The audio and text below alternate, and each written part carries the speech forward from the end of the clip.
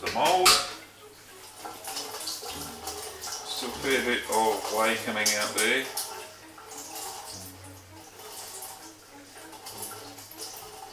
But that's fine because there's a lot less curds than there is from a normal hard cheese.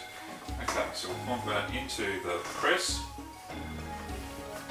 The mould, sorry. And as we can see, it's springing up. So what we do is find the biggest edge, which is there, pop it over the top, like this, get the follower, put it on top. Okay. Okay, so I've got it into the mould now. Now press it initially down to about 10.5 kilos, or halfway down the spring, because I don't want it to come bursting out of the sides. The follower's not the right width, it's just a little bit short. So press it down halfway. It's not all oozing out, that's good. And we'll leave that for 30 minutes. Okay, now 30 minutes has elapsed. We'll take it out and turn it over.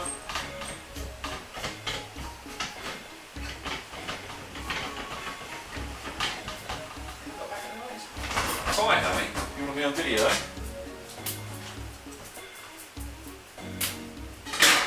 Okay, so as I said, we'll just pull this out, flip it over.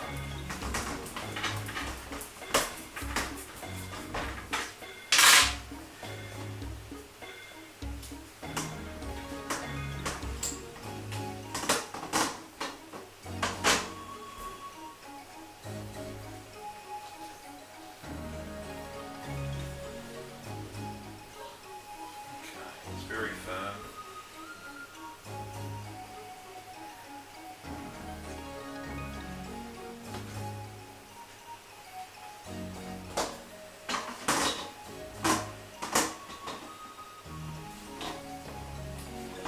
Straight back to the mold.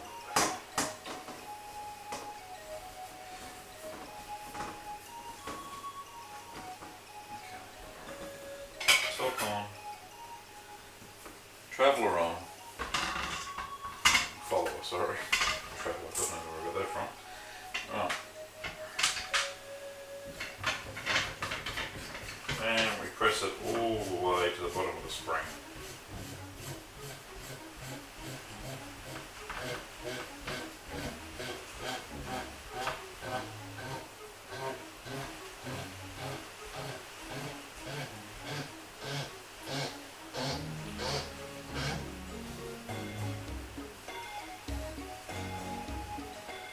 Okay, spring's fully compressed,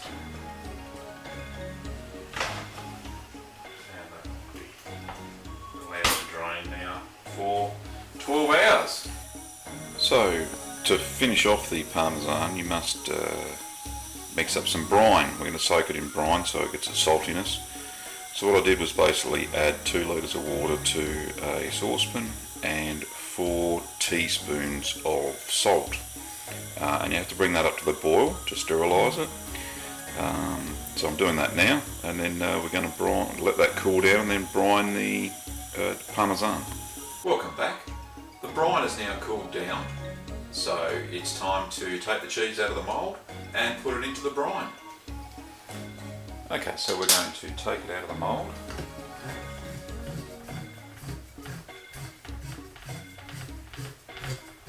Remember, this was pressed at 25 kilos of pressure, which actually closed the, it's a 50-pound spring, so it closed the spring all the way up. So we're going to have a very solid cheese. Okay, follow around. Try and get the cheesecloth off, so just pop that out.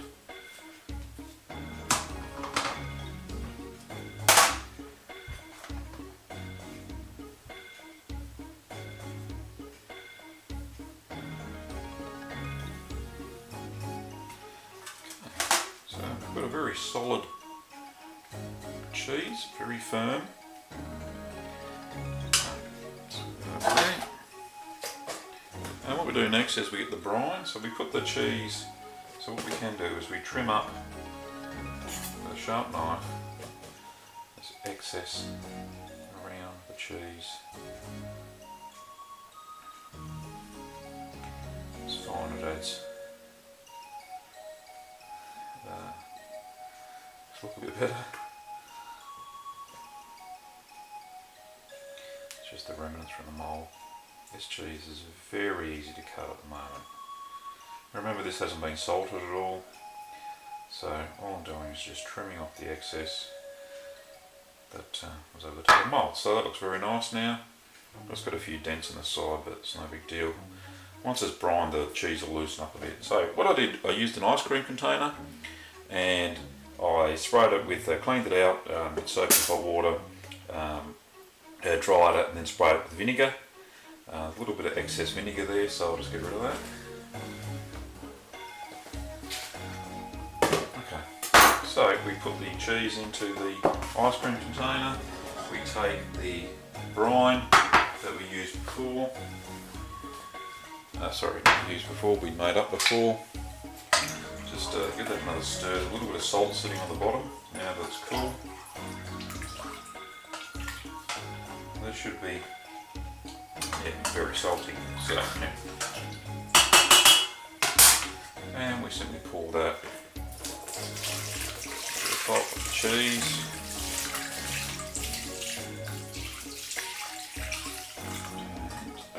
Until it covers it. As you can see there. Now the cheese actually floats, and I'll just turn that over. Alright, all we have to do now, we leave that for 12 hours, and we turn that a few times during the day. So just put the lid over it so no beasties get in it, and we'll come back to it. Well, it's been 24 hours in the brine, so it's time to take it out and have a look what it looks like. As you can see, the water's very milky. It takes on a fair bit of the flavour. Sorry, a fair bit of the cheese. And there it is. It's quite slippery. Let's put it on the cheese mat.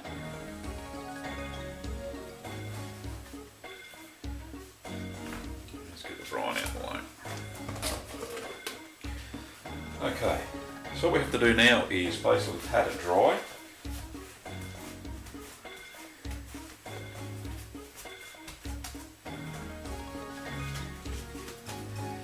And because I have clean hands, what we can do is actually smooth it down now and give it some form. Those bits I cut away before are all gone.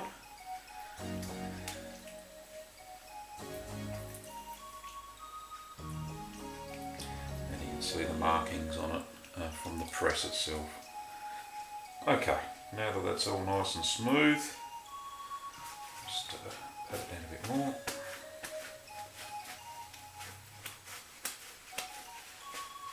And try and make sure that there's no little bits of dust, fluff on it and stuff like that as you're trying to pat it down.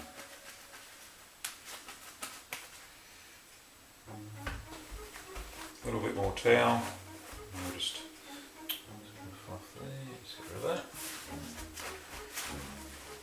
This is going to be dry enough now to go into the cheese cave, where it will sit there for a long time to mature.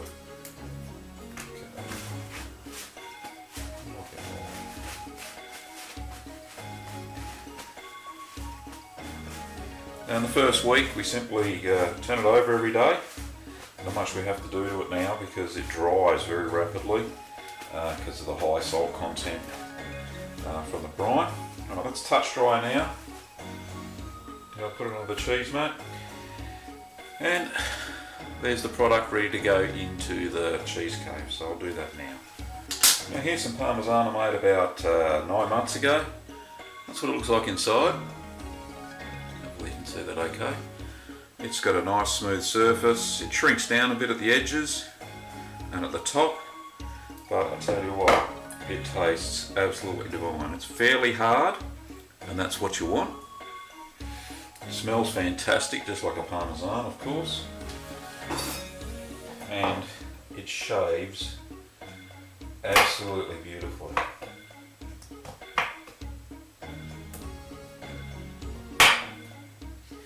What we do with it usually is we simply grate it up and stir it in the freezer. So there's a lovely piece there. Oh, fantastic. And yeah, no, it's a real pleasure. Takes a while to mature, as I've said. Oh, there I am. Takes a while to mature, but it is beautiful, as I can see in the taste test. Alright, thanks for watching once again. I hope you've enjoyed the cheese making tutorial for Parmesan. See you later. See you next time.